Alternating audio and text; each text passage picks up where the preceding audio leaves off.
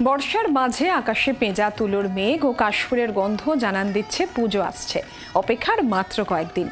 এর মাঝেই কাঠামো পুজোর পাশাপাশি নন্দ উৎসবের মধ্যে দিয়ে শুরু হয় জলপাইগুড়ির বৈকুণ্ঠপুর রাজবাড়ির দুর্গোৎসব। চিরাচরিত প্রথায় সব মিলিয়ে আজও জমজমাট দেবী দুর্গার আরাধনা। প্রতি বছর দুর্গাপুজোর সূচনা হয় কাঠামো পুজো দিয়ে। জলপাইগুড়ির ঐতিহ্যবাহী বৈকুণ্ঠপুর রাজবাড়ির দুর্গাপুজো এর ব্যতিক্রম নয়। তাই কাঠামো পুজোর মাধ্যমে এবছরও সূচনা হয়েছে রাজবাড়ির 5 শতাব্দী প্রাচীন দুর্গাপুজোর। জলপাইগুড়ির পুজোগুলির মধ্যে এটি সবচেয়ে বিখ্যাত। রাজপরিবারের সদস্যদের পাশাপাশি এই পুজোতে সমান তালে অংশ নেন স্থানীয় বাসিন্দারা। এবার 515তম বর্ষে পা দিয়েছে এই পুজো। নন্দ উৎসবের মাহেন্দ্রক্ষণে রাজপরিবারের পুরোহিত শিবু ঘোষাল নিয়ম নিষ্ঠার সঙ্গে রাজবাড়ির এই পুজোর সূচনা করেন। তবে শুধু কাঠামো পুজো নয়, রাজপরিবারের রীতি অনুযায়ী জন্মাষ্টমীও পালন করা হয়। রাতভর রাজবাড়িতে চলে শ্রীকৃষ্ণের জন্মোৎসব পালন, বাদ যায় না শ্যামা কালীর আরাধনাও।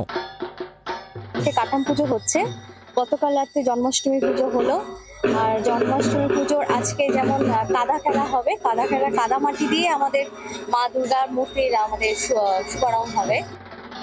চিরাচরিত প্রথায় জন্মাষ্টমীর পরদিন রাজবাড়িতে হয় কাদা খেলা। মাতৃমূর্তি প্রতিষ্ঠার সময় এই কাদার তালি প্রথম ছোঁয়ানো হয় প্রতিমার কাঠামোয়। কলকাতা, আসাম সহ বিভিন্ন জায়গা থেকে আসে সাজসজ্জার সরঞ্জাম, তাতে সাজানো হয় এই রাজবাড়ির প্রতিমাকে। এরপর প্রতিপদের দিন স্থানীয় কালী মন্দিরে ঘট বসিয়ে শুরু হয় রাজবাড়ির দুর্গাপুজো। পুজোর তোড়জোড়ের পাশাপাশি চলে নানা সাংস্কৃতিক অনুষ্ঠানও। স্থানীয় বাসিন্দারাই নাচে গানে মাতিয়ে তোলেন দেবী বন্দনার আচার অনুষ্ঠান। সব শেষে দশমী তিথিতে ঐতিহ্য মেনে রাজপুকুরেই নিরঞ্জন করা হয় এই বাড়ির মাকে।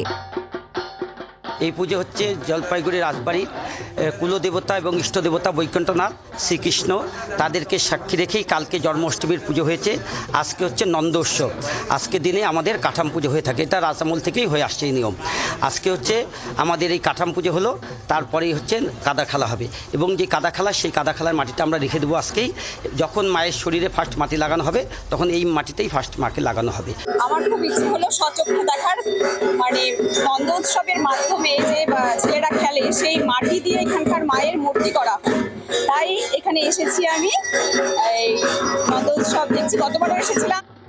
দূর দূরান্ত থেকে বহু ভক্ত রাজপরিবারের কাঠামো পুজো দেখতে আসেন। এমনকি দেশের বিভিন্ন প্রান্ত থেকেও ভক্ত সমাগম হয় এই পুজোয়। জেলার অন্যান্য জায়গায় থিমের পুজো হলেও জলপাইগুড়ি রাজবাড়ির এই বনেদি পুজোতে মন ভরে ওঠে সকলের। তাই সকলেই অপেক্ষা করছেন উমার আগমনের।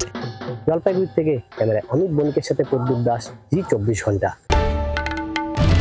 বাংলার আওয়াজ, বাঙালির আবেগ, জি 24 ঘন্টা।